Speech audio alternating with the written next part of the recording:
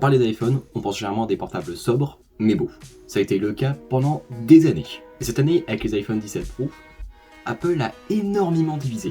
Et beaucoup se demandent pourquoi Apple a fait ça. Bon, il y a mieux niveau style. Donc on peut se demander si est-ce que c'est juste Apple complètement envoyé, ou est-ce qu'il y avait... C'était pas volontaire de faire ça. C'est ce que je vous propose de voir dans cette vidéo. Mais avant de commencer, petit trigger warning, je n'ai évidemment pas acheté le dernier iPhone. Je suis étudiant, notre chaîne ne rapporte absolument pas d'argent, j'ai juste pas les moyens pour dépenser autant dans un truc. Donc je sais que certains pourront râler en mode ouais mais t'as pas pu tester. C'est pour ça que je m'attarde à aucun moment sur les performances du truc, chose comme ça. Je vais m'attarder vraiment sur une question de design. Et surtout, je tiens aussi à noter un élément. Niveau matos, moi je suis toujours chez Samsung de toute façon, donc Apple c'est un monde à part pour moi. Et bon, commençons sans plus tarder.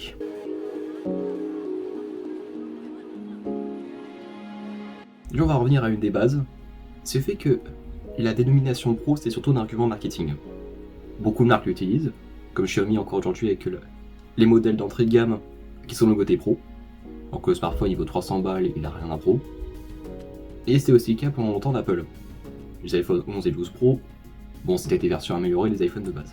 En fin de compte, quand tu avais un smartphone qui était le côté pro, c'était pas forcément un smartphone qui était adressé aux vrais professionnels, vidéastes, photographes, mais plus une manière de justifier l'existence de plusieurs produits dans une seule gamme. Par exemple, pour les iPhones, la version de base la moins chère et la version Pro qui est meilleure que tout. Voilà, depuis quelques années chez Apple, ça a pas mal changé ce truc-là. Et les iPhone Pro sont réellement devenus des produits pro. C'est par exemple, je vous prends l'exemple d'un Air Keynote. Les différents arguments de vente de l'iPhone 17 Pro, je pense que les 3/4 d'entre vous, dont moi, n'y connaissent foutrement rien. Je vous parle de ProRes, de Log, de RAW, l'humain normal n'y connaît rien. Et moi en tant que technophile, j'en ai mais foutrement rien à foutre de ça. J'en ai pas besoin. Évidemment, malgré le fait qu'il y avait plein de fonctions qui ne servaient à rien, les gens achetaient puisque c'était le meilleur modèle possible.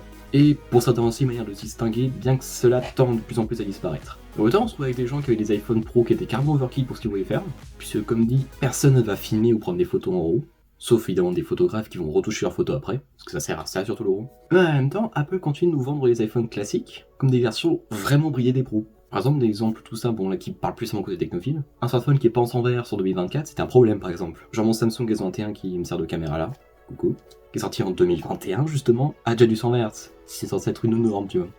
C'est pareil, c'est généralement les iPhones classiques, t'es toujours moins puissant, leur manquer des fonctions, tout ce qui va avec. C'était vraiment un iPhone pour ceux qui voulaient un iPhone et qui n'avaient pas l'argent pour. C'était un peu ça. Mais l'année dernière et cette année, Apple a commencé un peu à clarifier la gamme. Ça commençait déjà un peu avec les iPhone 15, avec notamment la différenciation pour l'USB-C, où les iPhone 15 classiques avaient un USB-C bien long, alors que les iPhone Pro, eux, avaient du Thunderbolt, donc ça renvoyait niveau débit. Et ça s'est surtout accentué avec les iPhone 16, et encore plus cette année avec les iPhone 17. Je m'attardais sur les iPhones de 2024 et les iPhone 16. Cette année, les pros au niveau design n'ont quasiment pas changé. Ils ont obtenu quelques fonctions en plus, comme toujours, mais rien de plus. Mais à côté, les 16 ont un changement de design assez marqué, avec l'abandon des caméras en croix, pour arriver à, comme dans Samsung justement, à des modules photo horizontales. C'est un design personnellement que j'ai adoré, parce que ça rendait beaucoup plus classé chez cet iPhone, mais on avait toujours quelques trucs qui fâchaient, par exemple l'iPhone qui tournait à 60 Hz, une hérésie. Et cette année, avec l'iPhone 17, Apple a continué sur ce changement de design, en mettant vraiment les choses en place. Le 17 lui a gardé le design du 16, qui est excellent, et les pros, eux, ont changé de design. Ils ont abandonné ce design très sobre et classe qu'avaient les iPhone Pro jusqu'au 16, pour un design plus brut. Et ça, justement, c'est pas pour rien. Parce que cette année, en regardant les fiches techniques des iPhone 17 Pro, pour le commun des mortels, ça ne sert plus à rien en fait de prendre l'iPhone 17 Pro. Le 17 a littéralement tout pour lui. Le 120 Hz, le Always On Display qu'ils ont depuis le 15, des Mid-Island, le nouveau capteur selfie, ils ont tout. Et bah en fait, en se posant juste sur le port technique sans s'attarder sur le design, pour le commun des mortels, ça sert à rien de prendre le iPhone 17 Pro cette année. Sauf pour frimer en mode ouais j'ai un modèle pro qui va encore plus cher. Et ça, bah justement Apple a évité ce problème là, en rendant le pro moche. C'est aussi, le pro ça vraiment pour les pros.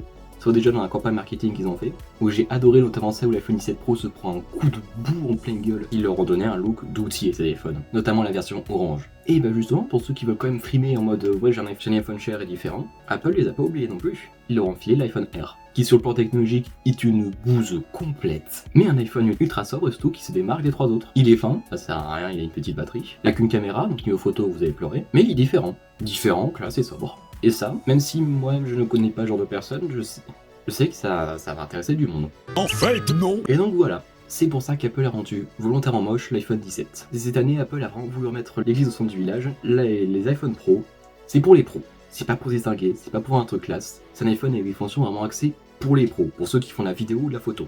Mais pas de la petite photo de vacances, de la photo que tu travailles. Et sincèrement, c'est un chemin que je ne peux que soutenir. Ça aurait été fait que des gens se disent « Ouais, si je veux avoir des téléphone qui tiennent, faut que je claque 1400 balles là-dedans. » Ce qui n'est pas le cas. J'en parlerai totalement dans quelques temps dans une nouvelle vidéo. Mais à mes yeux, personne ne devrait dépenser plus de 500 € dans un téléphone.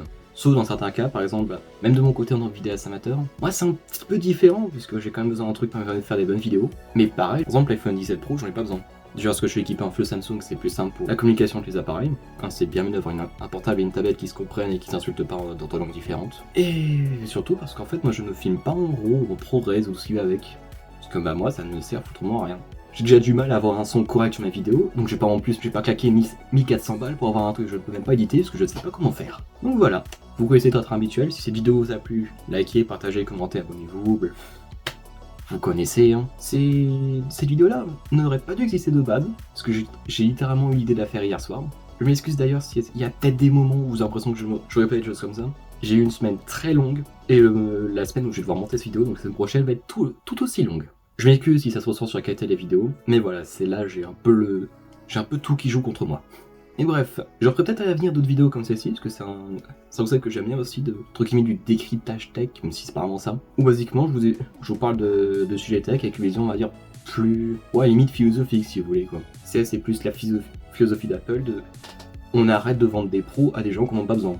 On fait un design vraiment marqué, pro. Et bah voilà, quoi. Bah c'était la GA des FNG, bonne journée à vous.